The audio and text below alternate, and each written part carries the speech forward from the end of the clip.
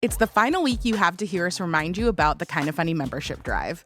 All August long, we've been asking you to show your appreciation for the content we make by tossing us $10 on patreon.com/kindafunny or youtube.com/kindafunnygames. Y'all have shown up and we can't thank you enough. We've gotten Gregways on the weekends, weekly happy hours for all, and even the ability to be part of the shows. Thank you so much. And if you haven't pitched in, please consider doing so before the end of the month.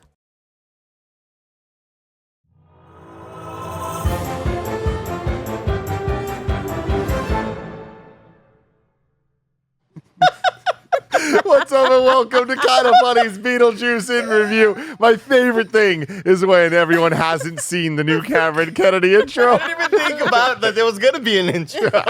And as it plays, Nick just goes, God damn it. Because he knew.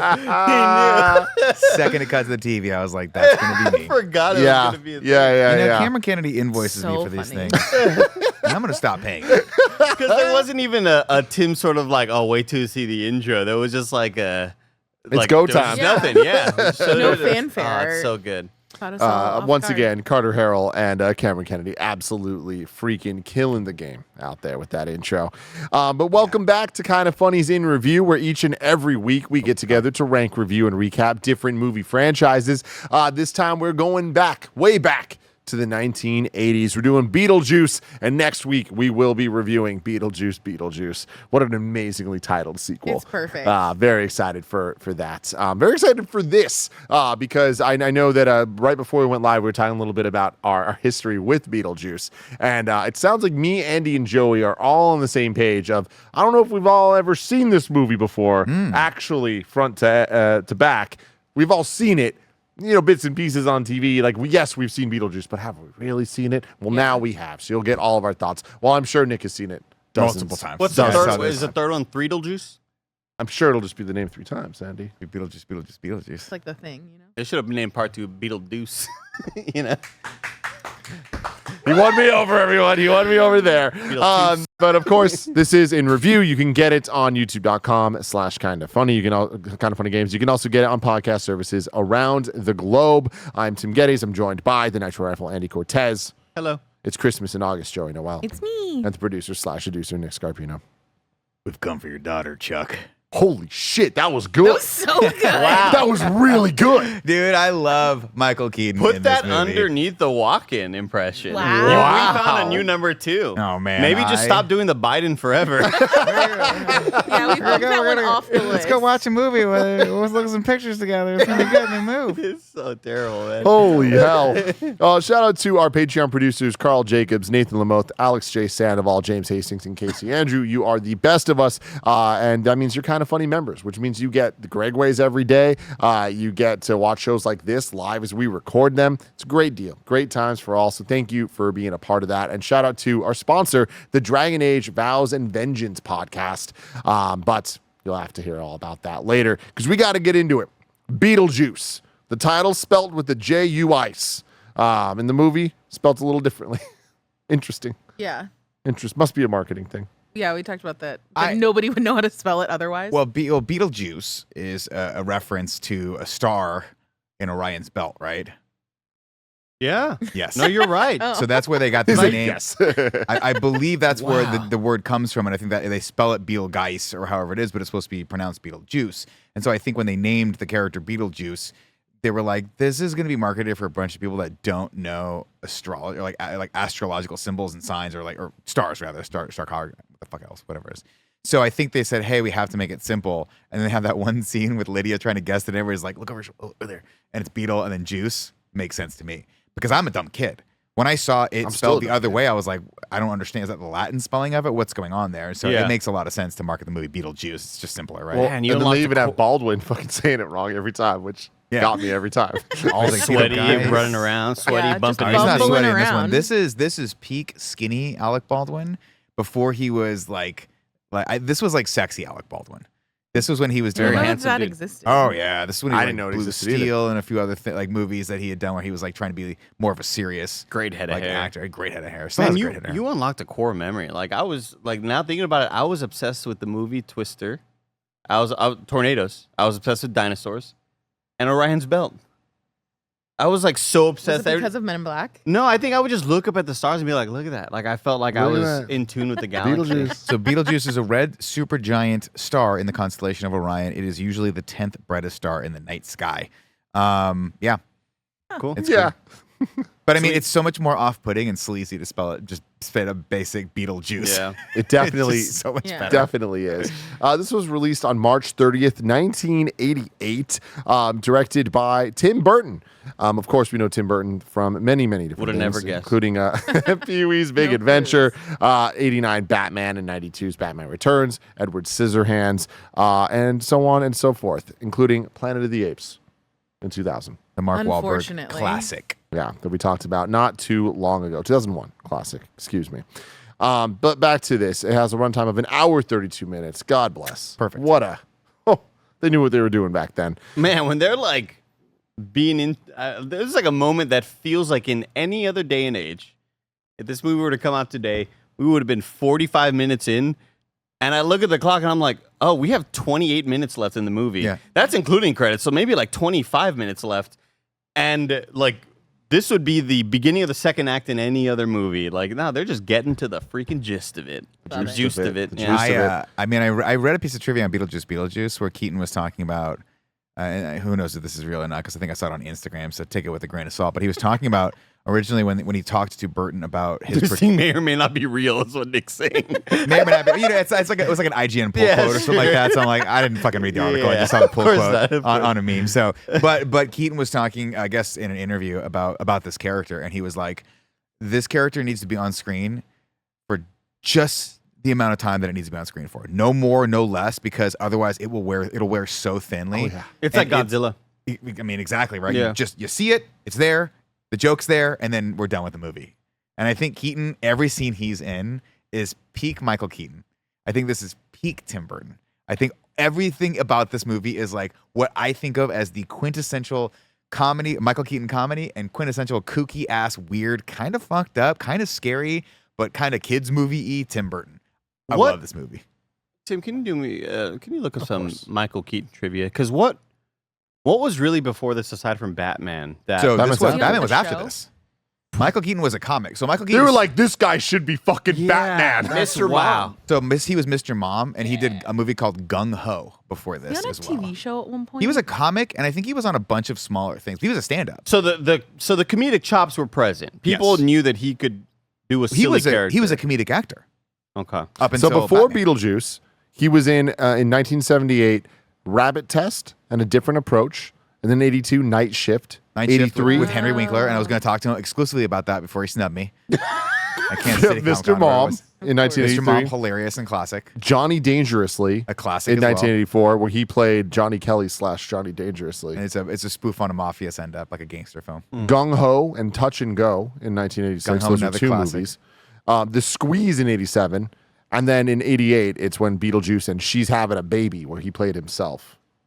Yeah, and then even after, so I mean he. Even after like Batman and stuff, I mean, he did a bunch of serious movies. I think he did a movie When called did he Clean do- and Sober, and I When think did he do Pacific Heights? Pacific Heights was 1990. Yeah, It's just so and then Clean he and did Sober ano- was also 88, alongside Beetlejuice, and he did another one called My Life, I think, where he's dying of cancer, 93. Oh. and he basically the whole thing is like him making videos for his son that he's gonna die before he gets that chance to meet. It was gut wrenching. It was so good. And then he did something like Multiplicity right after that. Yeah, They're I like remember right back into it, right back into it. So Keaton has a lot of great chops. That's all I'm saying. That's awesome, and I could not imagine if the internet existed back then, the anger of you're gonna make Batman this Beetlejuice guy You can't believe like that. Like how it's, bad it's people the are still Joker pushing all back over on again. that. Oh, it was worse because Keaton, like, we had the only other real movie that we had as an analog to this was Superman, and Chris Reeves, excuse me, I always put the S on it, and Greg always corrects that, was jacked. I mean, he was like 6'3", put on a shit ton of muscle, and so you're like, oh, that guy looks like Superman. Who's gonna be Batman? Michael Keaton, the guy who's like, let's be honest, like receding hairline, maybe 5'10" if he's anything, and largely known for Gung Ho and Mr. Mom. A movie where he is a stay-at-home dad, and everyone's like, that's crazy. That could never work, right? That's insane. Yeah. I mean, he Some would literally. say it didn't. What's that? Some would say it didn't. But I mean, and I think it was because of this movie that I think this was the movie where he met Michael Keaton, said love working with him, and then decided to push real hard for him to be Batman. But even me as a kid, I was like, I don't like that. That makes no sense to me. And I fought it for the longest time. And then I sat in the movie theater. I was like, I got to admit that this kind of works for the style of this film and for what Tim Burton was going for. he was also in the 2014 Need for Speed movie. He played a character named Monarch. I'm sure one day we'll find out what that's all about on this show. And now he's doing a lot of straight to Netflix movies. Good for him. Yeah. Wait, what? Wait, will we? Need for Speed? I don't know. Sounds like Fast something and that. Furious or Well, based on the video game. oh, you mean like Need a for Speed video was the game Aaron movie Paul in movie. review? I'm sure. Oh, You know what I okay, mean? gotcha, There's no gotcha. escaping. We did the core, so anything's possible. Anything is possible. We did Balls of Fury. That's where we really sort of set the precedent. I'd love to know more about Tim Burton. I'm sure there's a lot of like documentaries and stuff. You know, I'd love to get to know the guy. Because Okay. at what point did he get interested in stop motion and want to make In Nightmare Before Christmas? college. Because like in college, He went to Pasadena School for the Performing Arts, I want to say. Whatever. because man, that's this not the right this name movie for was it. asking to be California a stop Institute. motion, silly, yeah. wacky movie. So he met a bunch of people there too. I think there was a bunch of people that went there at the time when he was, it's Cal Poly, I want to say. Cal Art. Cal Arts, maybe. Anyway, he started in LA, and he was an artist, and so I think he got interested in all that stuff as his like senior thesis and shit like that. Yeah, because obviously there's tons of stop motion in this movie, and Oh, yeah. what they would essentially be special Could be effects wrong on today, that. where Look people that would up. just use CG. Back then, they were just having a sculpture and moving it around and animating it or whatever. But man, so much of this movie just felt like it also just could have been fully stop motion. Like it's just begging to be one, you know? So, I mean, what's interesting about that is this is Tim Burton's second movie, Beetlejuice. The first movie, Pee-wee's Big Adventure, that was 3 years before that, which is where he got Danny Elfman involved to do the score, which obviously, like, Danny Elfman's music and Tim Burton's style really goes hand in Dynamic hand. duo. It's so great, but he was a fan of the band Oingo Boingo, who Danny Elfman was in, and essentially they just approached him. Pee Wee Herman, or what's his real name? Paul Rubens. Paul Rubens. And Tim Burton went to Danny Elfman and were like, hey, we want your style to score the Pee-wee movie. And then that kind of just became what all this is. But even Pee-wee had a lot of that stop motion shit, like the... Yeah. Well, they stole a shot from that in this movie, or from Pee-wee in this movie. So the large Marge section where she turns over and Yeah. like, Yeah. they just do it from the reverse angle, and they just don't show like what it Beetlejuice, looks yeah. like. So apparently they were going to show it, Yeah, but they were like, this is interesting. actually funnier if you don't show it, and they just have the reaction to it. So there is a lot of those style cues coming from that. But I love that quote about Oingo Boingo as well, because Danny Elfman has gone on record being like, I had no idea why they picked me. I had never done anything like this. And he was like, it was super intimidating to do a full score for a movie. But then obviously Now every he's- single person knows him from that and not necessarily from Oingo. Totally. And now he's like one of the most iconic composers of all time, like the Spider-Man Raimi trilogy, the Batman movies, and Simpsons theme song. Like, Oh, right. Like, shit's insane, right? But what's interesting as well about the facts of this movie, so music by Danny Elfman, like we were saying, budget $15 million. 1.5. 1.5. Box office of $75 million. So major success. But what's very interesting to me, $15 million budget for Beetlejuice. Only $1 million for visual effects work. Doesn't that Interesting. sound off?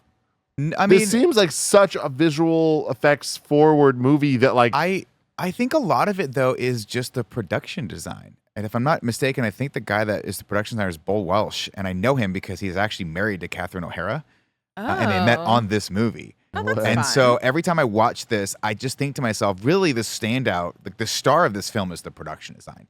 It's the fact that you go to these areas when they go to the reception in the underworld or wherever that is. It's so creative and so silly and so fun housey, like carnival sort of house Yeah. of horrors-y. that Every it just, door entrance is slanted and skewed. it just makes you want to go there and play around in that world, but it's all practical. And the set, there's not that many locations either. For the most part, we're just in like the main house. and but in that every surrounding one is area. like every single thing is not like a real thing that exists. Like they need to make it Yeah. just for this movie. Like Well- even when there's the model version that they're in and it's Yeah. like the grass is all It's like so cool. It looks turf or fake, whatever. It's yeah. like, man, like that's what makes this movie special. But I'm just I shocked think- that it's only $1 million.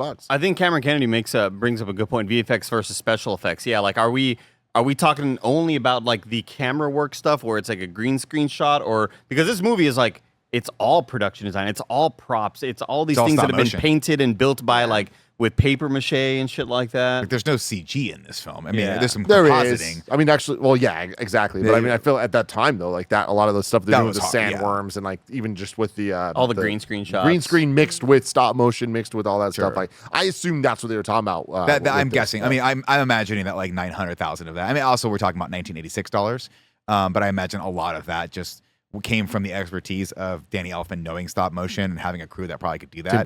Tim Burton, sorry, not Danny Elfman.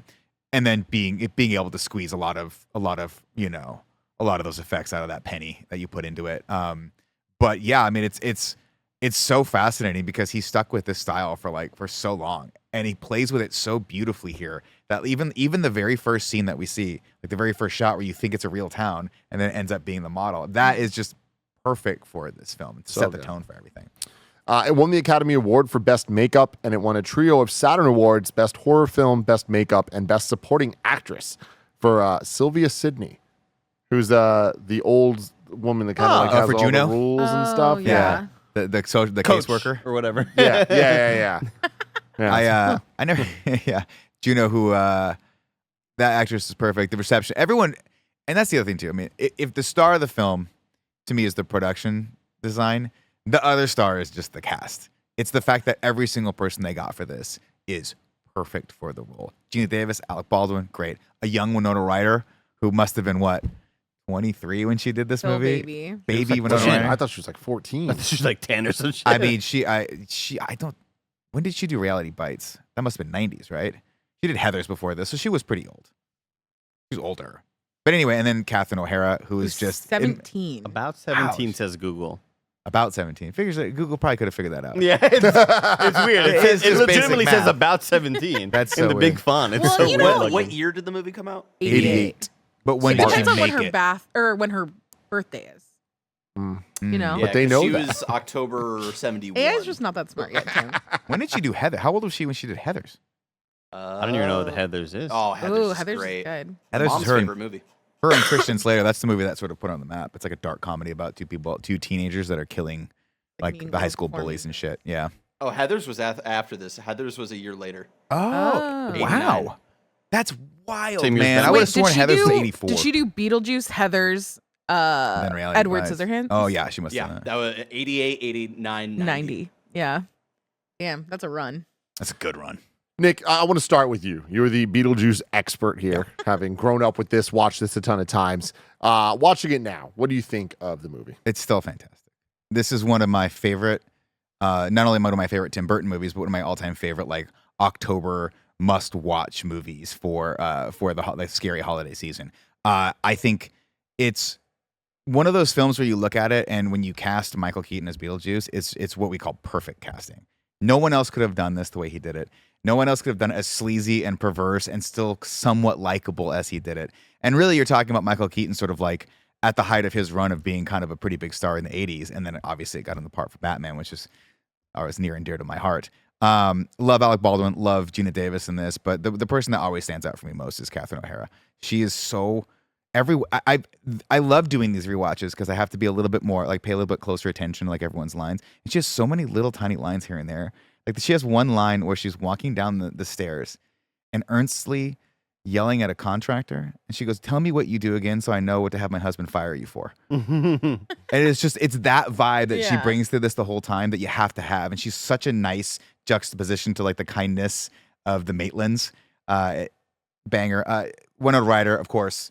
If you were a boy growing up in the 80s and Winona Ryder was in anything, you're like, I'll always have a crush on Winona Ryder from back in that time. I was 8 years old and seeing her in Reality Bites growing up, and she was the person for the 90s for me. But I love this film, and I think it's still I think it's pretty close to perfect. I think it's super fun. I think it's a perfect example of you don't need a ton of money, you don't need a ton of CG, you just need a ton of creativity and a fun, interesting concept. And I read a piece of trivia that really struck me. They were like, this movie is basically Poltergeist, but in reverse. If the humans were the bad guys and the ghosts were the good guys. And I was like, that is a perfect way, a jumping off point for this film. And up until this point, I had never seen anything like this. I was just like, wow, they're just dead. They're not coming back. That's messed up.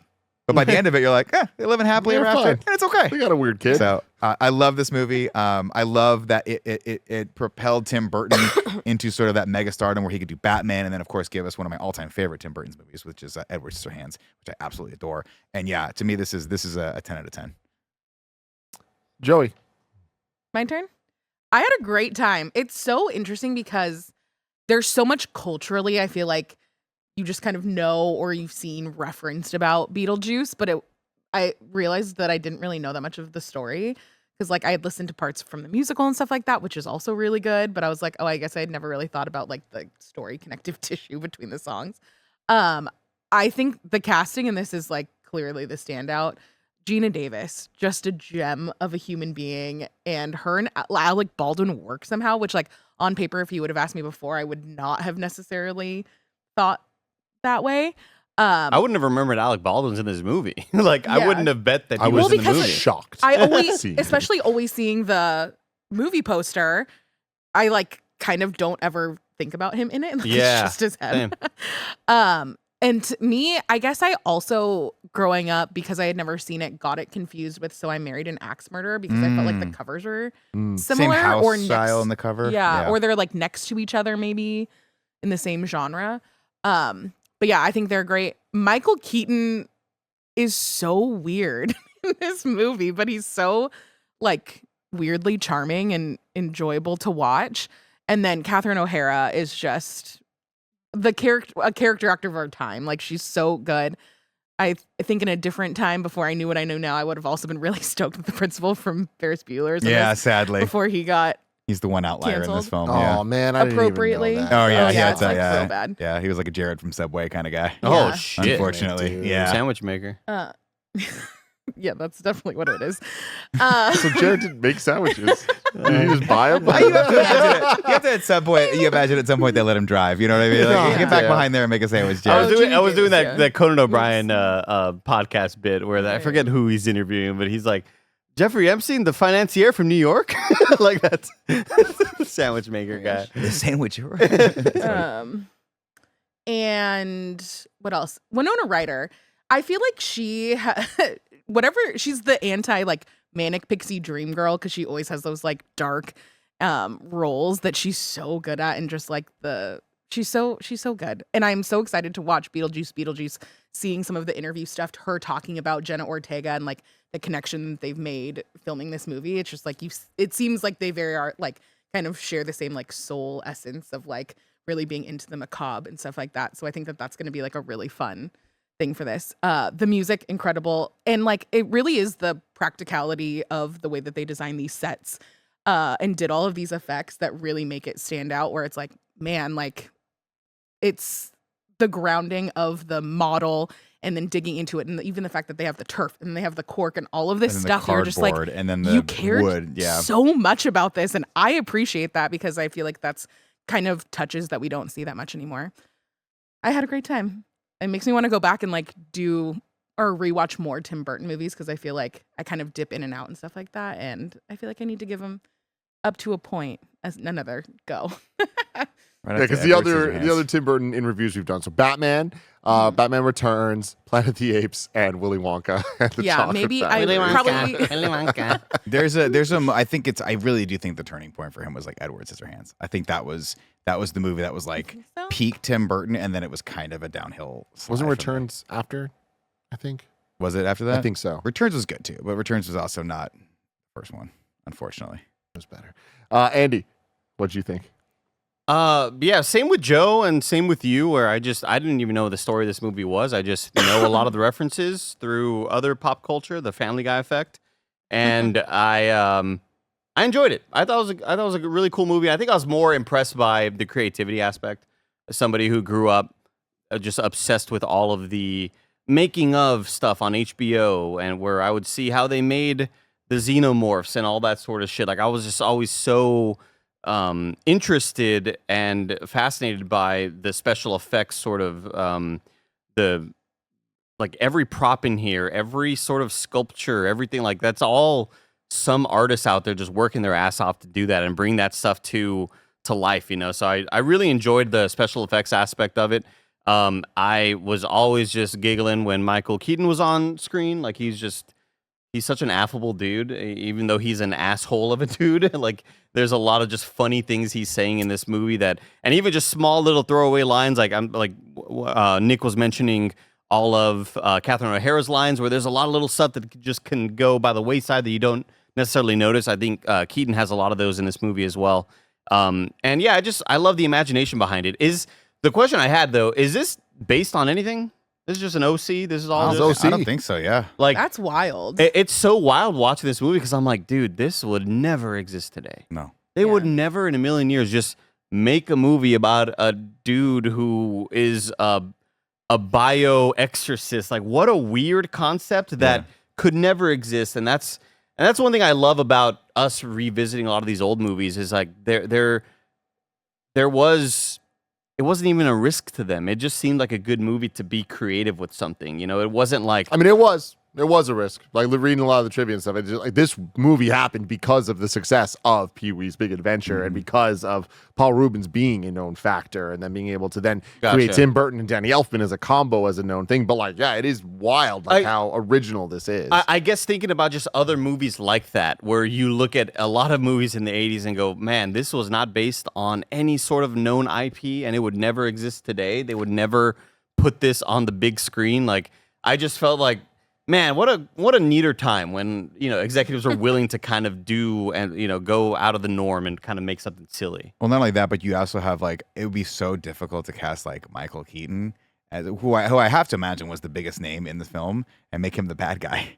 Yeah. Like, imagine now people are like, oh, we have to make him like a sympathetic anti-hero or whatever like that. Like, no, he's a fucking asshole, pervert. Like, he's the bad guy of this film, but his name is the movie title. And he's hilarious. No sense. And he's great. And he's endearing and charming. Yes. And he's a piece of shit. He's a garbage piece of guy. shit. Yeah, I really liked it. I had a good time with it, and it's so funny like looking back at finding out what the story was and be like, damn, I had no idea that's what this movie was about. It's so weird to like, oh, the characters die immediately, and this is all about trying to get these humans out of the house. I just would have never.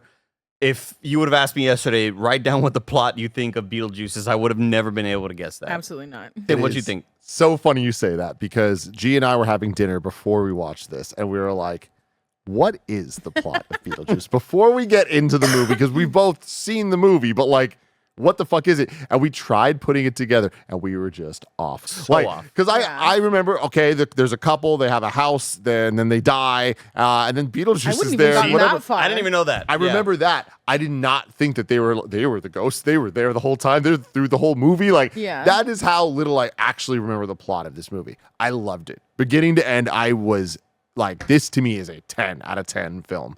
So enjoyable from the moment the opening hits and you get the mix of the Tallyman song mixed with the Danny Elfman Beetlejuice theme. I'm just like, whoa, this is a fucking movie. A couple weeks ago, I watched Twister for the first time, and I was like, this is a fucking movie. Finger guy. You know? So we've been on a real good streak for me of again, some of these just like, man, they don't make them like this anymore type of experiences. You get That's that what we've shot. always said about the core, you know? Going, yeah, I missed the core, unfortunately. But getting the helicopter shot going through the city and it being this model, the sheer imagination and creativity put into this from Tim Burton and Danny Elfman. The music goes so hand in hand with what makes this so unique and special. But going to what Andy's saying, like, this is an original piece of art, like with an original character and weird ass things happening in this whole world that is freshly created just from this one film, but we understand so much about it. And unfortunately, we're about to watch the sequel. There's no chance that it's anything close to a special or whatever. I do think that, and I'm hopeful that it's enjoyable for all the reasons it can be. But what makes this great is there's simply nothing like it. And anything you can kind of be like, oh, well, this one scene reminded me of Large March, or this one scene reminded me of this or whatever. It all comes together to be something that is unlike anything I've ever seen. And I feel like the characters in this movie are so surreal, yet so realistic. Mm-hmm. Every single one is an archetype of a type of person that we know, that we're familiar with. Sure, maybe you have to like dial it back to like the 80s version of that, but it's like they all add presented. Up, and it works so well. And the way that they interact or don't interact is so spot fucking on. And Beetlejuice is just this thing that's around. And like, honestly, I think Beetlejuice is my least favorite part of the movie, but they use him sparingly enough that it never took away from my interest in it. And it always felt purposeful, and it always felt like it was adding just a little bit of zest when the movie needed some zest. Just the right amount. But I just can't believe how at every turn it felt like they were like, what's the craziest, most creative thing we could do? Let's do it times 10. And I was just constantly blown away. By the time we get to the big dance sequence, which everyone knows, everyone remembers, the context in which how it happens, why it's happening in the plot, and how hard each and every one of these actors fucking commits. Yeah. It's cinematic perfection. I adore this thing, man. I loved it so much, and I can't wait to get into the details. It scared the hell out of me as a kid. Oh, Me for too. sure. It's Oh, scary me as too. hell. All yeah. of the Saw some scary theaters. all of the scary special effects and all of the masks and makeup and all, man, terrified me as a kid. I hated when they go into like their weird forms. Where Now he I stretches finally his know what face. that's from. Yeah, I was like, I knew it's from some Tim Now Burton I get thing, what but- the context of it. But Yeah. man, this movie, anytime I caught a glimpse of it, I was not digging what I was seeing. Especially But- when he has all the eyeballs on his fingers. Yeah. Oh, yeah. Even the opening shot with the music playing, them going through the town. I just am such a sucker for the credits on main, like in the beginning, and like getting all the actors in it. You just see their names. And I had no idea Alec Baldwin was in this. I had no idea Gina Davis was in this because I was a little kid that didn't know who actors were. Right, yeah. And now I'm just like, are you fucking kidding me? Yeah. Like, what a amazing cast. Like, it was, and then Winona Ryder. I have like no touchstone for her other Stranger than like she Things. stole some shit when I was in middle school. Yeah, she has some issues. Winona. And that's pretty much it. And I just know that people liked her. You never I watched Stranger fucking Things? get it. No, he never So I watched Stranger it. Things. One day I will. And See, no that's Edward what's- Scissorhands? That's another one like this. That like, yes, I've seen it, but I don't know that I've ever seen it. See, that's why the because- casting for her in Stranger Things was so perfect because it's such an homage to the 80s. I get it. Yeah. And Winona Ryder was such like a darling of the 80s that it's so perfect to have her come back as the mom. I was so awesome seeing her kind of back because I think she took a little break for a while there too. Did I say Taliban? It's yeah, but Taliban. I said everyone- Tallyman. but it's Tally Me Banana. Mr. Tally Me Come Mr. Banana. Tally Man, Tally Me Banana. Yeah, okay, yeah. I Not said Taliban. I said Tallyman. I It's said okay. Tallyman. I mean, Langley. it's not a song that's necessarily getting a lot of radio play these days, if you know what I mean. So you should. Oh, was the song canceled too? No. I'm saying it's Oh. just an old. It's an old song. It was an old song for God, them. okay. I Yeah. only learned the lyrics because of the subtitles. Yeah, 100%. I mean, I looked them up. I couldn't remember what any of these songs were called. I just remember they're sort of in the style of like calypso style music, Yeah. which I think is another just weird and such a fun choice. Why does Alec Baldwin, who lives in upstate New York, which is where this movie is supposed to, like Connecticut, right? It was shot somewhere else, but it was supposed to be there. Why is he so into that style of music? Because even when he's doing his model work, it's playing in the Oh, yeah. background. And that's why they're like, you're trying too hard with the spooks. You gotta just do what you're good at doing. Yeah. Which is him just singing these Which songs. is him singing the songs. Just He's so just a really big fucking fan. He's weird. like a dork. I'm just messing with you, Langley. But we're going to get to the plot and a whole bunch of other thoughts in this movie. But after a word from our sponsors. From the award-winning game studio BioWare comes an immersive fantasy series, Dragon Age: Vows and Vengeance. A pair of heroes brought together by fate to embark on a journey of revenge, redemption, and love. Set in the vast world of Thetis, Dragon Age: Vows and Vengeance features key characters from the upcoming game Dragon Age: The Veilguard, rated M for mature. Let's check out a trailer. So, what's the mark? The Eye of Kithiska. From the world of Dragon Age comes a new tale. The eye was crafted centuries ago by a powerful dreamer. Listen to me. You've been tricked. We have to put this back and leave. I'm sorry, but I won't let you pay for my mistakes.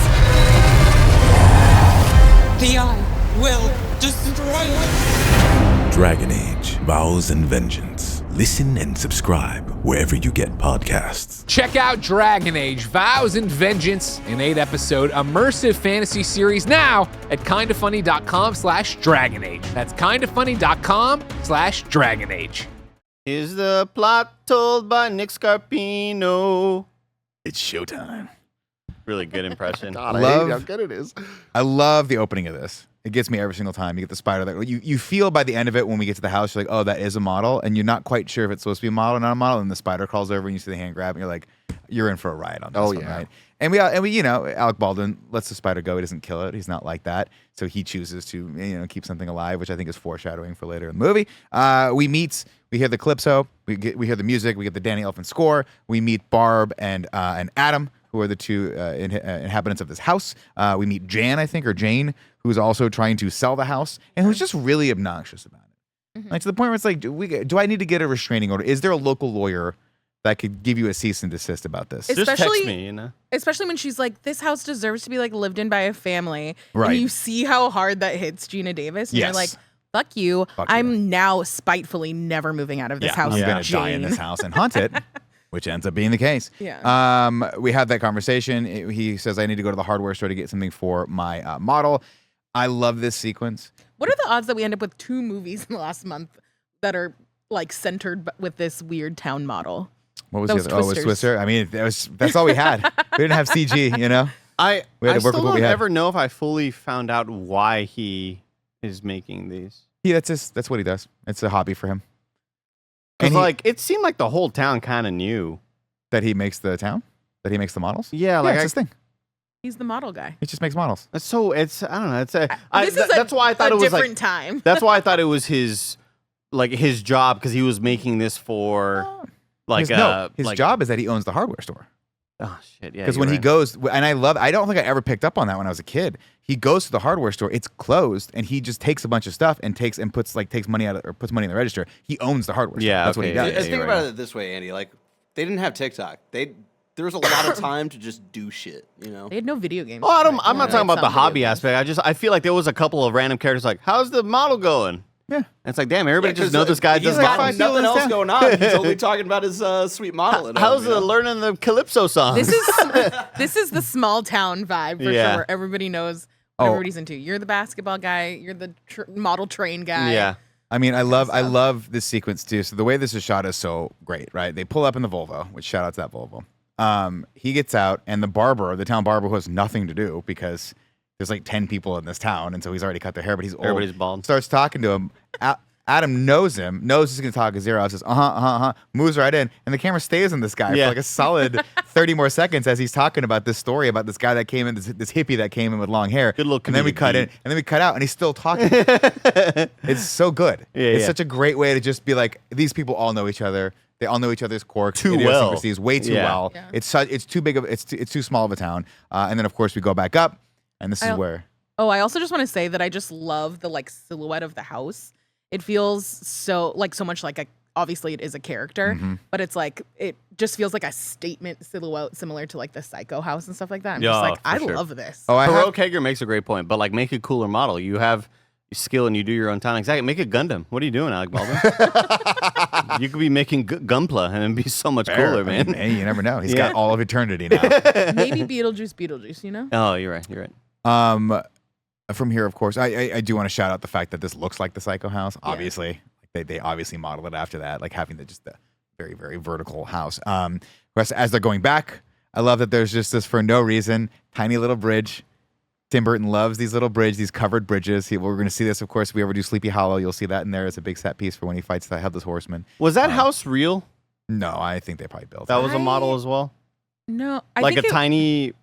Like whenever they show you the long establishing shots, I was looked that this a up. real house or was it just a tiny model a used great for like question. special effects or whatever? Joey, what are you saying? Because like when they were kept editing it, I was like, damn, that's a lot of work. filmed in Vermont. It was just a facade, Yeah. but then it looks like they might have like rebuilt it at some point.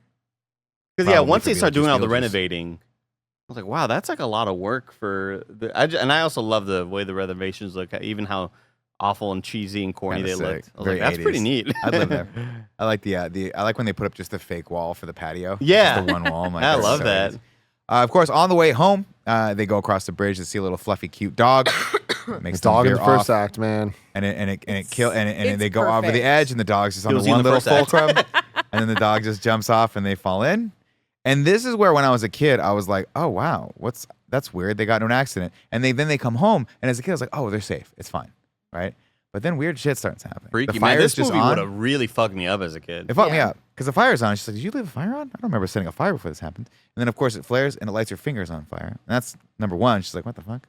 But they're like weirdly cool about this the whole time. That was the Everything's most a little off-putting off. thing. Yeah. Everything's a little off, but they're also just a little okay with it, right? Then we go over to the mirror. She's like, "Look at this. We can't see us." And then she goes, "Adam, I don't think we survived that car crash." And he's like, "I don't think we did either." There's no like moment No. where they're like, "Oh shit." And then the rest of the movie, they just act that way. Yeah. Like, I guess we're dead. We're gonna kind of deal with this. Yeah. Like, let's scare them because like we want our house back. But like, they're not trying to get back to life. Get back to They life. just Or anything. accept it. It's just like, no, that's where we're at. Which is just such a cool choice, I think. Like to just not have the plot be what you'd expect it to be for what just happened. I would have been so blown away by the concept of we get Alec Baldwin walking outside. It's weird. It doesn't look like what he's expecting the outside to look like. We see the big Dune sandworm, the fucking the Shia-Lude out there in the dunes or whatever. And then Gina Davis pulls him back in. She goes, "You were gone for 2 hours." 2 hours. Like that would have fucked me up as a kid. I'd be like, "What? Like, how?" But that shit that can happen. Dude, watching that when I was young, that was the scariest part of the movie, that they can't leave the house. If they do, they go into this hellscape dune desert with these things that eat them. And then to With bring that basketball. back at the end and have her riding the thing, I was like, this movie rocks. Yeah. But it's cool also that he tries to leave the house because he wants to know what's going on. But then they accept that they're dead, and the only thing that wants to force them out of the house is the humans, is the antagonists of the humans. Otherwise, they're like, we'll just stay here, we're fine. Well, no, it's crazy. Don't the humans want them to stay? Well, eventually they do. But what I'm Eventually. saying is like she freaks out. The only time Gina Davis freaks out and really wants to leave the house is when they can't scare the people, and she goes, "I can't live with these people," and then she goes to run out, and that's where he has to go save her. Where she pulls him back in. Anyway, we're not quite there yet, of course, because one thing I didn't like, Yeah. sandworms being black and white, little stripes, right? Yeah. Beetlejuice being black and white. Yeah, that's the motif. I just thought that was weird. Stripes. It's just like they're Carnival, death Too much- motif. Too many stripes. It's just like they're not connected. You know what I mean? Fair. No one else has them. Oh, like That's if you fair. like it would make If they sense were his or something, if he like revealed himself that he was a sandworm the whole something time. like that. that 'Cause makes it turns into the weird fucking snake thing. I don't know. That was just one that snake production thing design terrified thing. me too as a kid. That was the scariest part for me. Because that's where he gets violent with people. Yeah, I But he has like the best it. lines. "We come for your daughter, Chuck." Really? so good. Man, I tell please you, never ever copy me when I do my Michael Caine, because like just do Michael. I'll just do Keaton the Kane. just do Keaton, yeah. Keaton the Kane. Do the other Michael. The other Michael from the 80s. Here, of course, another interesting and fun thing they play around with here is time. Right? We see it set up that time doesn't exist the same way for them as it does for everyone else. When he goes off the patio, he comes back 2 hours later. We've established that months have gone by now since they died, and now the house has been sold, and the Dietzes are moving in. The Dietzes, of course, consist of Charles, Chuck, as we'll call him, Delia, who is Catherine O'Hara's character, who's the stepmom to Lydia. Andy, can you get me a LaCroix? Me too, Andy. Who is played by, of course, Winona Ryder. Our first introduction to her is she is in a black veil. She is very, very dour, very, very goth, very, very like, the kind of person that you would expect to be obsessed with the dead, which is a perfect setup for her. In my notes, I have it not a manic pixie dream girl, but an emo gothic nightmare girl. Yes. Love it. We also, before I think I skipped over, but a very, very important plot point of this is when they come home, they find the handbook for the dead or for the recently deceased, which Alec Baldwin misreads. So good. And I, to this day, say this line whenever I come across anything that's confusing for an instruction. Like whenever I have to fill out a form for the government or whatever, I'm like, this thing reads like stereo instructions. And I stole it from Alec Baldwin in this. It's such a perfect way to describe something that is purposefully convoluted. Because it is. Because every time they read anything about this, it's like, what the heck is going on? From here, he's like, hey, these people are terrible. We get introduced to their dynamics of these characters very quickly. Charles, of course, just bought this house because he's a burned out stockbroker or investor, whatever he used to do, or real estate guy, I guess. He just wants to relax. Of course, Delia is a artsy type, and she is the second wife, and she hates this place, and she wants to spend the money. There's such good dynamics here, and this fucking dad just wanting to relax, and that being his entire plot, this entire fucking movie is like he doesn't want to deal with any of this shit. And the amount of scenes he's in where he's about to relax in some stereotypical ass way, and the camera just sits on it as he's getting his tea ready, and then the fucking sculpture comes through. It's pitch perfect, man. It's like comedy genius. Catherine O'Hara has a great line here where, we'll skip around here. We'll also get introduced to Otho. From here, they look at these people and they wave at them, they wave at Jane, they wave at all these people, and like they can't see us. Rule number 2, of course, the dead or the living usually won't see the dead. And he goes, won't or can't. This is, again, convoluted language that's here. From here, this is where they decide the main plot point of the film. This is where the setting action is. Hey, we're not powerless. I read in this book there's a word for people like us. It's called ghosts. We can haunt these people, right? We get another side scene where, with possibly my favorite line in the whole movie, where Charles is just trying to get Delia to relax and like maybe not spend all the money and not gut this house that he bought because he likes the fact that it's not ultra modern in New York. And she says, and I quote, "If you don't let me gut this house and express myself, I will go insane and I will take me with you. I'll take you with me." And it is perfect. And it's her ability to get up to that, what we call the Kevin pitch, not our Kevin, but the Kevin from Home Alone Kevin, where it goes almost screaming high pitched, but she's still she's almost so good. That is a perfect version of her. That's why she's so fucking great. Have you ever watched Schitt's Creek? No, I have not. She is always at not an 11, but a 12. As well she should. And it is it's one of her best roles. She's so good in it. Hell yeah. Like her performance from this movie reminds me a lot of that. Dang, that's awesome. But I think we might have skipped our first introduction to Beetlejuice. Oh, BJ himself. We do down below the ground. We get our first intro where he's looking for new clients potentially, and he opens up the obituary. He's like, "What do we have here?" What a great intro. Yeah. You know what I mean? Really good impression. I will also skip around here. He's taken up space in their cemetery, in the cemetery of their model, which this to me is so fun. And Joey nailed it when she talked about it. The fact that they had to build this thing to look like a scale model for them to walk around in. When I was a kid, I was like, I want to play on that. Yeah. The little turf. A little bouncy. The little bouncy turf. The fact that everything was like it was obviously a set because it was supposed to be a set. So freaking creative. It's so cool. I think it's one of just like my favorite concepts in movies between this.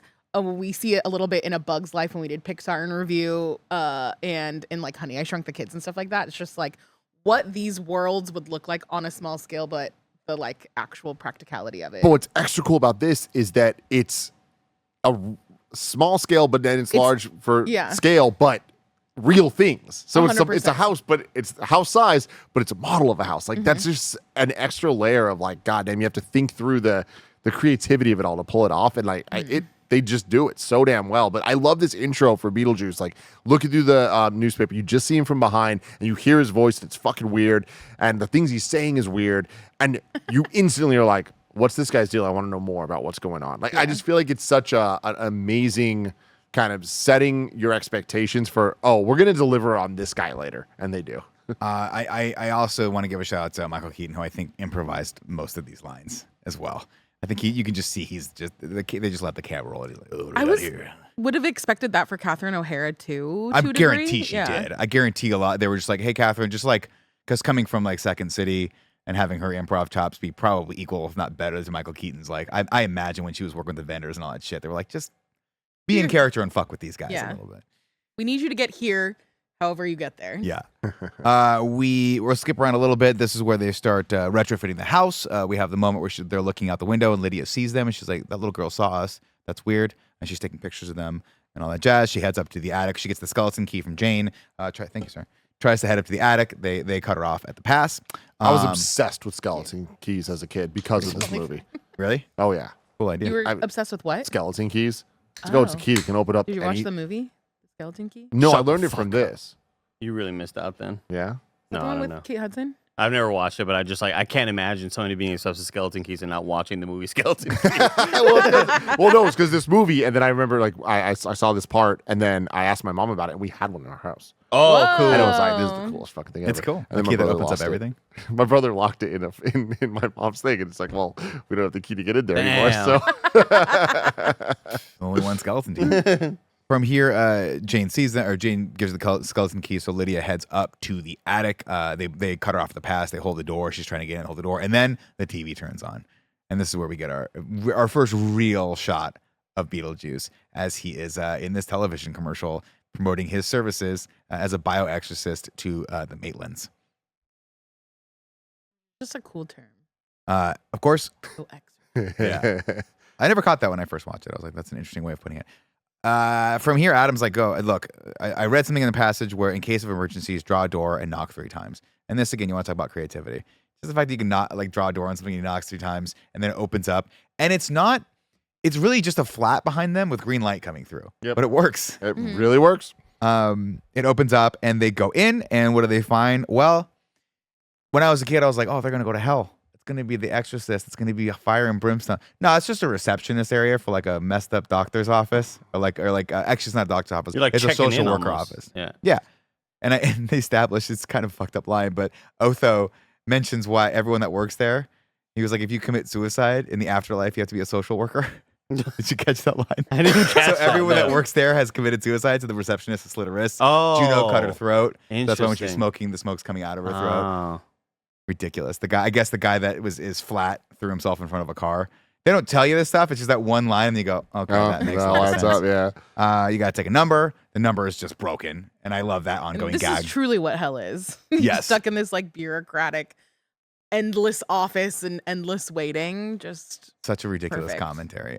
From here, he goes, hey, you got to go down to the sixth door. It's your time. Did you bring your handbook? No, I didn't bring my handbook. Of course, back over in the handbook, Lydia's reading the handbook, so she kind of understands what's going on. She understands it because she is an unusual person, and she understands unusual One of my strange favorite things. lines from her is, "My whole life is a dark room." Shrunken head guy really freaked me out as a kid as well. But it's shrunken head guy, and then the tribes, like the person from the tribe that shrunk his head. But I never why it's noticed so him funny. until the end. Yeah, I don't know if he's in the first few scenes. Yeah, I think it was just like shrunken head dude. Because we have, what's interesting is we have, it's so on the nose, but we have all those people that died and how they died. So there's like the surfer with the shark on his leg. You've got the guy who has got the bones stuck in his throat because he choked to death. Yeah. You've got the receptionist and all those people that she was a beauty pageant contestant, killed herself, all that stuff. I read a piece of trivia that initially they thought they would make the Maitlands, Adam and Barbara, wet because they drown. But Tim Burton was like, that's just going to be too annoying. untenable for the actors. A lot But of continuity They issues. should have done it though. Like that was a miss for me, where I was just like, why are I thought there was something special about our leads. Yeah, because of that. it was just practical. He was like, I can't keep my actors wet for a month. Months. But I also They should have though. But They I also really should've. like the idea of the initial reveal that when they walk back into the house, they're not wet, and you're like, wait, didn't they go? Why are they not wet? Like something's wrong here. You know what I mean? Yeah. Why are y'all wet, baby? Where's that from? Skeleton Key, the movie. Shutter Island. Oh, cool. Good movie. Only watched that once. Real good. We get another little banger from a guy that apparently fell asleep with a cigarette in his mouth and burned himself to death. And he's like, "You want a cigarette? I'm trying to cut back myself." It's just this little dude. burnt body with a real person's head sticking. You can tell he's sticking. They just stick. Yeah, exactly. But it's hilarious. Doesn't it remind you of Wienerville, Tim? Wienerville. Remember Wienerville? I'm gonna Google it right now, but Nickelodeon show Wienerville that I was way too young to really understand or get. Oh yeah. But they used a lot of the video or that moment where this man who smoked too much is like this like shrunken ash body or whatever. It reminded me a lot of the show Wienerville on Nickelodeon. This is so funny. Yeah, I think this was a little before my time. That's so funny. 1993. Yeah. But I do remember seeing this in like commercials and shit. Like, what the fuck's happening? Who is this dude? On the way to the sixth door, which is where they're going to meet their social worker, Juno, they happen across a door. When they open it up, it is the door to the Lost Souls room, where for souls who have been exorcised. So if you get exorcised from your house, it's death for the dead. So that kind of ups the stakes here for later in the movie. When they get to the sixth door, of course, they enter in an ultra-modern house, and Adam has the horrible realization that that is, in fact, their house. They have been gone for 3 months now, and the house has been completely retrofitted. They can't even, it's pretty cool, but It's great. I mean, this is such a good use of like, we don't have many sets. Let's change them up though, and like have it be plot relevant. Very fun. Juno says, look, you guys got to use what you got, study the handbook, and get them out of this house. And he's like, what about this guy, Beetlejuice? She says, don't even say his name. He's a troublemaker. He used to be my ex-assistant. He's terrible. Do not, whatever you do, don't utilize his services. From there, of course, we get another terrifying but super creative sequence where we see a fly land on the model. Oh, I And he's hate like, come here, this. dude, what are you doing? And he has a bit of honey or whatever to get the fly over there. He's like, come here, and then he And eats it the. gets him, and you hear this fly scream. Yeah. Like it does that, but then it actually starts talking. Yeah. It's like, God, man, this movie's fucked up. I just didn't like how big the fly was on the model. Compared to everything else. Well, I mean, when they pick him up, when she picks up the little, I mean, it's so cheesy because it's not even moving. The little tiny Beetlejuice and the spikes come out. You can see that they're only like that big. Felipe Torres asks, what happened to the football players? They died in a car wreck. Yeah. Yeah, because one of the guys But the like, I don't coach think we lived. survived that car crash. But the coach lived. That's why they keep calling her coach. Coach, I don't think we survived that car wreck. What was your first clue? From here, they try to haunt everyone. They try to haunt Charles, who's not buying it. And then, of course, they try to haunt Delia, but she's so whacked out on Valium that there's no way they're getting through there. And then Lydia sees them and starts snapping Polaroids and then realizes they're ghosts, but she is not scared. And they immediately strike up a friendship with this young girl because she is just obsessed with the macabre, and they are just normal people, which is so fast. She's like more of a ghost than they are. One thing I think is funny is there's like one line of setup of like, oh, maybe we should start trying again. Like maybe we want a kid in our lives. And it's just like that's kind of their subplot. And then at the end of the movie, it's like, we got a kid now. It's like a weird girl. Well, it's fucking weird. It's all weird. Very weird, but I guess it was set up. Kind of worked. They're like, why can you see us? And she said, well, I read that book. And it said, life people ignore the strange and unusual. I myself am strange and unusual. Just all the setup you really need. She can see him. She's weird. Everyone else not weird. They can't see her. Lydia tries to tell her stepmom the next day about the ghost, but she's too busy preparing for a dinner party that she's throwing Do we know what happened to her mom? Did I miss that? I don't think so. I think mom just never talk about it. Yeah. You have to wait for Beetlejuice. Oh, maybe we'll get the backstory. It's a whole prequel. You get a prequel on Paramount Plus. Prequel and a sequel at the same time. They of course turn to Beetlejuice now because they're desperate. Who's taking up shop in the cemetery and it's slowly taking over the entire town model. They say his name 3 times and he shrinks them down to his size so they can dig him out of a grave. Another great thing is say his name 3 times. He appears. That obviously, what a great concept and just so fun to play with. We've seen it before with Candyman. Did Candyman precede this? It must have, right? I imagine it did. I think that's earlier 80s. Either way, very cool. But I love the creativity of not allowing them to say it 3 times, even though they've said 92, so no. Holy shit, Beetlejuice So Candyman originator stole this. There you go. But I love having what's his name? Alec Baldwin, like say Beetlegeist, Beetle Goose, Beetle whatever, like saying all that stuff, so they can say it over and over, but not have him actually say it 3 times. Fun stuff. So when we get it here, or not even the 3, we just get they only say it 2 times here, right? They say it 3 times here. Do they? Yeah, because they go down to him though. Like it's Lydia says it 3 times and then he comes out. This is something I was a little shaky on. No, they say his name 3 times here. So he says Beetlejuice, she says Beetlejuice, and then he says Beetlejuice, and then they get sucked in, and then she says home, home, home, and they go up, but he's still activated. It's not until they do the Candyman thing or the Tallyman thing, which we'll get to in a second, the song, and then they realize they failed, and then I think that's where they enact it. Like, let's go through this because I don't want to skip over this scene because it's got my favorite monologue from Michael Keaton in the entire. I mean, him coming up out of the friggin' casket, whatever. He flies up and he just goes, yeah, and kisses them. And I'm like, oh, here we fucking. This is, of course, where they had to dig him out for no reason. Because he could get out of it. They've already enacted his name. He can get out. He's just being a dick and making him do the extra work. They dig out. We see the cork. We see this. I love the first time they put the shovel in, and you think it's dirt, but it's not. It's cork, and he just like peels up just a little bit of it. You're like, oh, this is gonna take a while. Yeah. So funny. Of course, Beetlejuice pops out. He's immediately a perv. Immediately just hitting on Gina Davis's character, groping her, whatnot, trying to look up her skirt, all that stuff. And then Barbara's like, we got to get out of here. She hates him. She doesn't like him already. Adam's like, hold on. What are your qualifications? And in a perfect Michael Keaton version, he goes, I attended Juilliard. Yeah. I'm a graduate of Harvard Business School. I traveled quite extensively. I lived through Black Plague and had a pretty good time during it. I've seen The Exorcism about 177 times, and it keeps getting funnier every single time I see it, not to mention the fact that you're talking to a dead guy. Now, what do you think? You think I'm qualified? And it's the fact that he could just be like, oh, and cut back into the Bruce Wayne and then go back into that character. Performance, man. God, it's so good. She says, of course, home, home, home. Refuses to. She's like, I refuse to expose Lydia to that perv. Her line, her exact words. She has her own idea. She's like, I know what we're gonna do. And this is where we cut to the dinner scene. Now, when I was a kid, I was like, why didn't they just use real prawns when I saw this scene? It's like, why do those look so fake and fucked up? And then you hear it, no, and we get, I think, probably the iconic scene of the movie. Oh yeah, where they're dancing on the table, and every single person, Tim, you nailed it, is simultaneously terrified, kind of having fun, and just in awe of what's going on. All of them have those moments of like, this is scary, but it's kind of fun. They're all giving 120%. Yeah. Yeah, they keep going in and out of this possessed character, and it's really cool to watch. Their face and their body motions are not the same, and it's awesome. all of them are telling a different story, but it all comes together. Like looking at it, like this is some great choreography. Like this scene goes on so long, but it's perfect. It just keeps raising in stakes. I really love it. It culminates with 6 foot, 7 foot, 8 foot, and the prawns just come out and grab their faces and just propel them backward, and then that's just the end of the scene. Alec Baldwin, Barb, and Adam run back up to the attic. They're like, "We nailed it." Yeah. Any second now, we're going to see him run to the house, and then just a knock on the attic door. Lydia goes, "They want you to come down." They had a blast. It totally backfires on them, of course. They see this as a marketing opportunity now. Yes, obviously. We've established, of course, that Chuck really wants to impress his old boss, Maxie Dean. Get him out here. He sees this as like, oh my God, this is an investment. He's also been looking at the town. He's like, I bet I could buy this whole town and turn it into like some sort of like getaway for Manhattan socialites, all that jazz. We can bill it as like a haunted town or whatever. And so he's like, we want you to come down.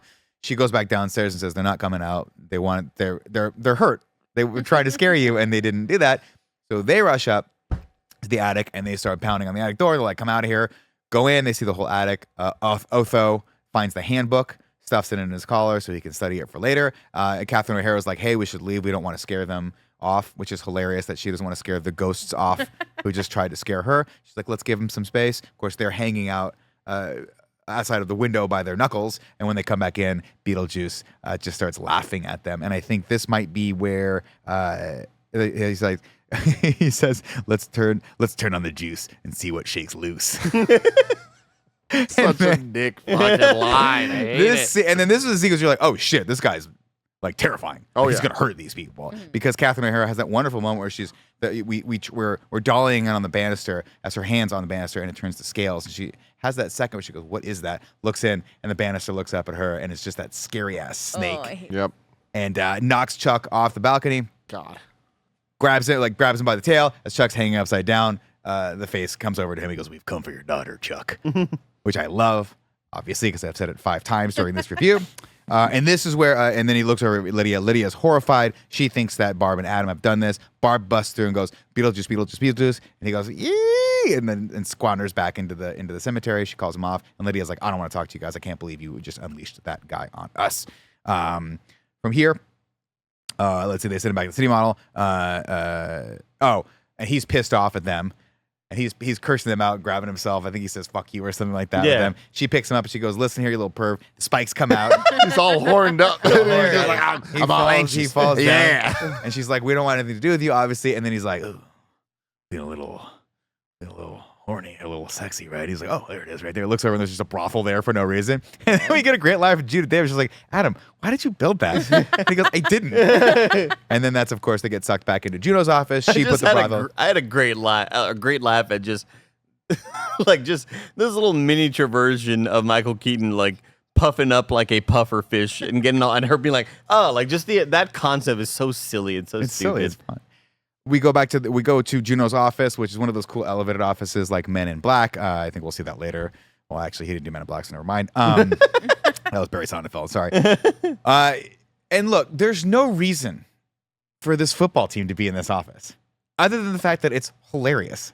That they're just annoying the shit out of Juno because they don't get that they're dead because they're dumb football players who just it hasn't quite clicked. Anyway, so coach, after Coach, she already said, yeah, go use the bathroom.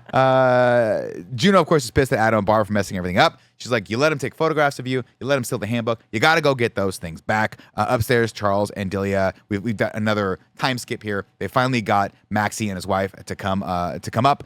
Meanwhile, Lydia is in her room running her suicide note. Juno tells Adam, he's like, look, what's up? Did you forget something? Did I forget something? It was on your desk. What's that? Oh, that's for later. That's for a different thing. Okay. Yeah, sorry. Cool. Good. Cool. Yeah, don't worry about What that. is going on? Don't worry about it. Don't worry about it. Don't worry I've about hidden it. something in your desk. If you don't find it in the next 3 days, it will start to smell.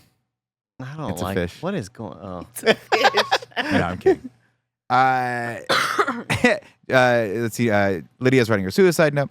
Juno's like, hold on, before you go, you have to show me what you're going to do.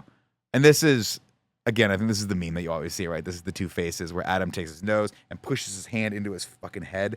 And it's so scary. And then takes his eyeballs out and goes and puts all his eyeballs on his fingers. And then Gina Davis pulls her thing out and then pops her eyeballs in and they come out her tongue. And just designing these things must have been a nightmare for everyone. Crazy, man. So fun. It's so funny watching them both get up from the seats to go do the thing, and like their big ass face masks almost kind of hit each other because they're just not. They don't really understand the spatial awareness of having these gigantic helmets or masks on their head. I think it just plays so well into their characters being like, we don't know what we're doing. We're just trying to figure this out, and I think it works perfectly. But she liked it. She's like, yeah, it's pretty good. That's pretty scary. It worked out. Lydia heads up, of course, to tell Adam and Barb that she's going to kill herself because she wants to join them in the land of the dead, but she does not encounter them.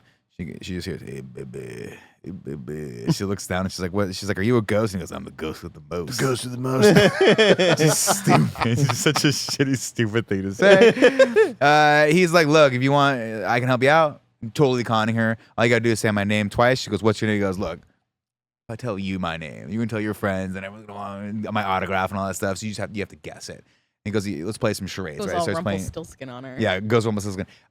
Is it 2 words? All right. He's like, look over there. And she looks over. He's like, hey, it's just a beetle.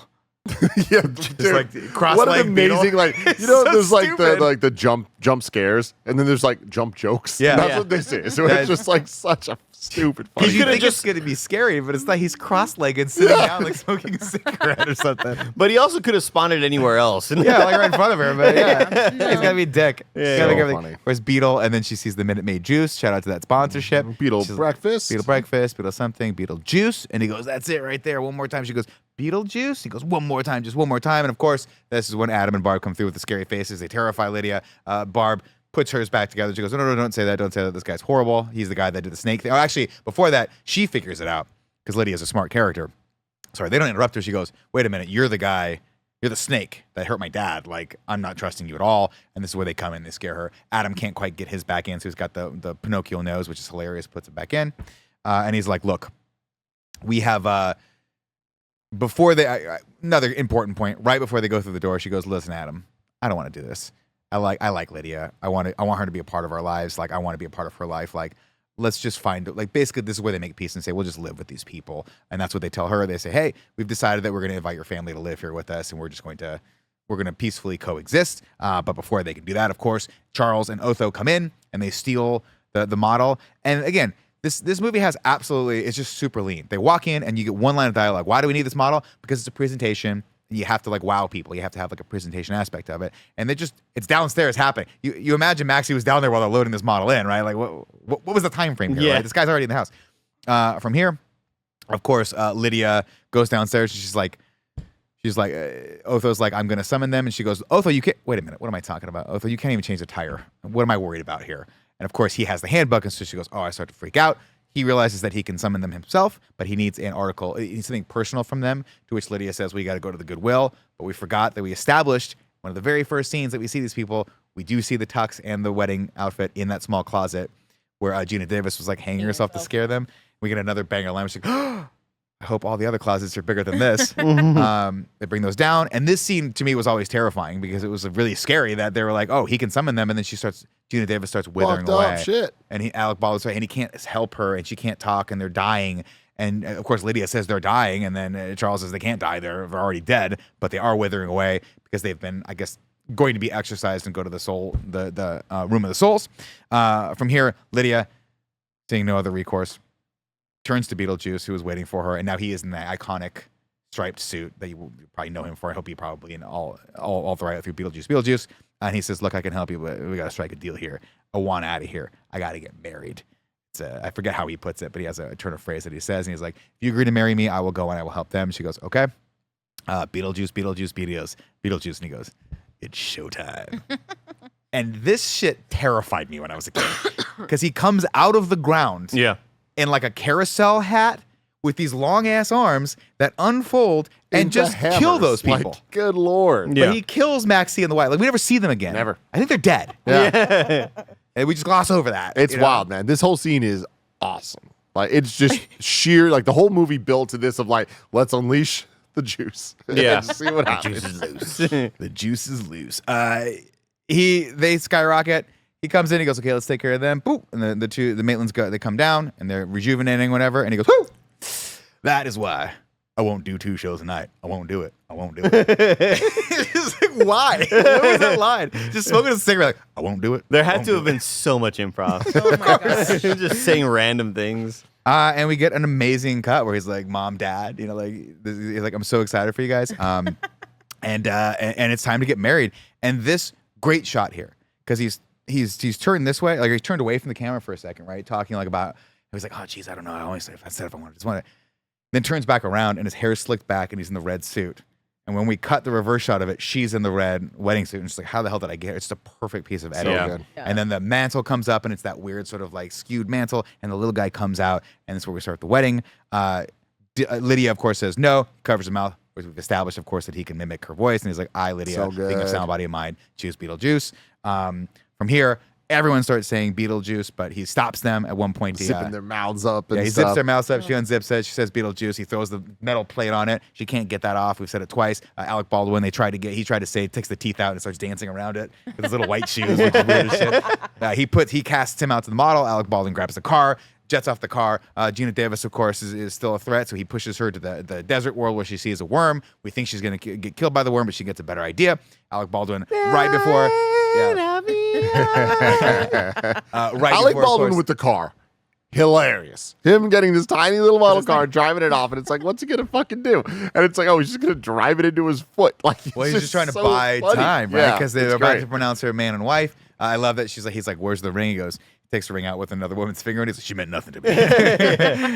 Puts it on, of course, and then right at the last minute, he hits him with a car, and then the sandworm comes and just drags Beetlejuice down back into the underworld. And we know it's the underworld too because there's a cool little piece of just visual storytelling. It's the same light that we saw in like the reception office, so he's down there now. And that is done. We cut forward, and you have to imagine if like a month or two, Lydia at school, fitting in, still has the dark hair, but she's got some friends now. Rides her bike. He no longer has a Robert Smith hair. Yes, she's not. She's not pulling the full cure. Comes home and they check in with her. The house has been restored back to where it was before. Everyone's living copacetically. And she goes, he's like, how did you do on the test? She goes, well, they wanted me to dissect a frog, and I told them it was against my religion, so I got a C on the science test. And she goes, what about the math test? I got an A. And he goes, oh, great. Can I do it? He goes, I don't know. You got a C on the science test. And she goes, and then Barbara goes, Adam, you never passed science or whatever. Like, shh. So of course they do it, and this so fun because it's basically they possess her. Yeah. But it's not Shake Senora. Yeah, Shake Senora, which is jumping in the line. Oh yeah. And I love it. She floats up. It's fantastic. From there, we go down to the reception office where Beetlejuice is waiting. He has taken a number, which is 9,955,000. And he looks over. It's like now calling 3. He looks over, sees the tribesperson that's sitting next to him has number 4. He goes, oh, look, it's Elvis. And just switches it out, which to me is the perfect bit of stupid comedy. It's so stupid. He takes a small little letter that's this big and just throws this ribbon of numbers. into it. CVS receipt, yeah. Which is hilarious. And of course, the guy takes a little magic powder out of his pouch and sprinkles on his head and goes, hey. This could be a good look for me. We cut back up. I think probably I'm just so fascinated by old special effects. Like I rarely ever look at them and be like, oh, that looks awful. I usually say that about like stuff in the 90s when they started doing more 3D model type stuff. Mm-hmm. But like this one especially was maybe like the worst green screen stuff Oh, they it's bad. used. Yeah. Like there was something about like the cutoff that didn't quite work. like, but even all the other green screen stuff, I was just like, oh, what a neat kind of like novel way to do that. But this one looked especially funny, you know? But I also love the cut of sound here, the sound editing, where you're hearing the songs banging up top, and then it comes out of the speakers when he's down in the reception room, like it's just being like played in the doctor's office. And then of course we got back up, and she's dancing. We're having full. Everyone has won the day, and who should come to back her up but the dead football team? It just comes to dance behind her On the staircase. and the staircase, and that is Beetlejuice. That's Beetlejuice.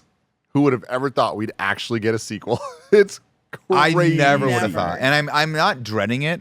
I'm looking forward to it, but I have to imagine it's going to sit somewhere around like the Axel F world where it's just a lot of Easter eggs and nostalgia, and I'm sure it'll be fine, but I will be fascinated to see if they can come anywhere close to recapturing the magic that was Beetlejuice, because this is one of those lightning in a bottle type movies. For sure. It's like I'm looking forward to the sequel now, like way more than I was. Like, I mean, I honestly, like, I wasn't excited to watch this one. Like, I was like, I guess I got to do this, and I loved it, so there's something here. But yeah, a sequel, I don't know. We'll see. I just don't. Yeah, but the nerd in me who loves remasters of video games, like I'm excited to see what sort of visual effects we see in this universe that exist in this world, you know. And I'm a big Jenna Ortega fan. I liked Wednesday. Right? Could be fun. Yeah. There are things about this I'm like, all right, they're getting this right. I just feel like with Tim Burton, what we've seen of him in recent-ish times, all the CG focus of special effects and visual effects, I do not like from him. So I'm like, if it's more of the practical stuff, that could be cool. But I don't know.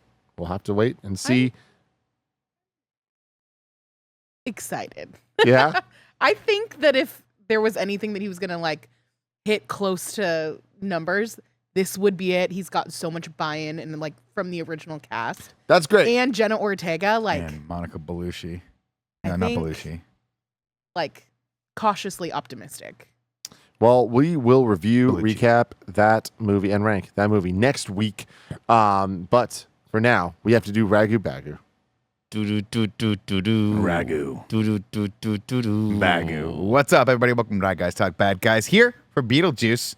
And Beetlejuice is our bad guy, right? I guess the Dietzes would be a bad guy too, because they're I'd like sort of to nominate- independent. Ragu bad Nope. juice. The juice. Let's go juice. Well, but like goo is short for guys. That's true. That's you true. know? So like, yeah, we don't want it to sound like inappropriate. JU Yeah, makes it JU. okay. It's JU. Yeah. It's true. So we're ranking the juices. We're gonna rank the juices. Yeah. Can we also rope Jane, the realtor, realist- in the it? realtor? That's trying Yeah, to she's get kinda them to sell shitty. their house? She's a I hate shitty her. person.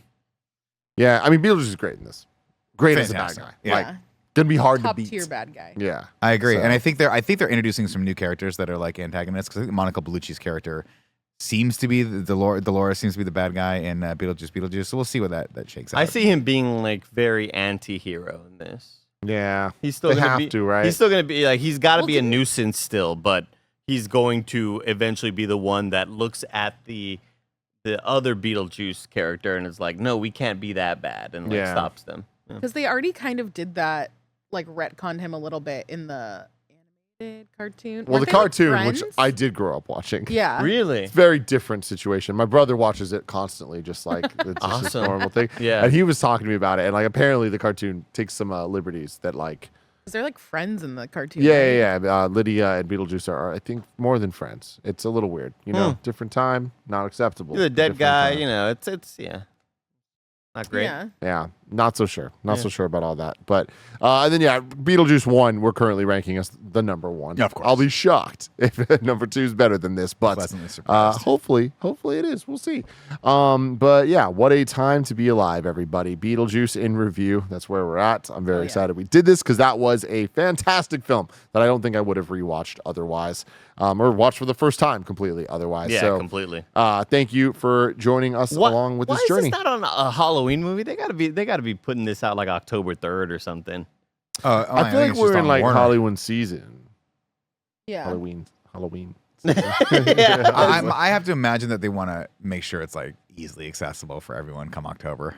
Yeah. Right, because you have to imagine like September, it's in sort of out Yeah, in maybe you're theaters, right. and then You they're get, like, like, the we want it on. on-demand. No one's going to see this in theaters. They want it on streaming Yeah, you're on probably right. HBO Max or whatever it's going to be. They're hitting the PSL kind of week, you know, so it's around the time, fall time. Yeah, but you know? this year PSL week was like in June. Like it just hits this earlier just and earlier. starts it in feels like. January. No, it was definitely last week because I remember how hyped up Mike was about it.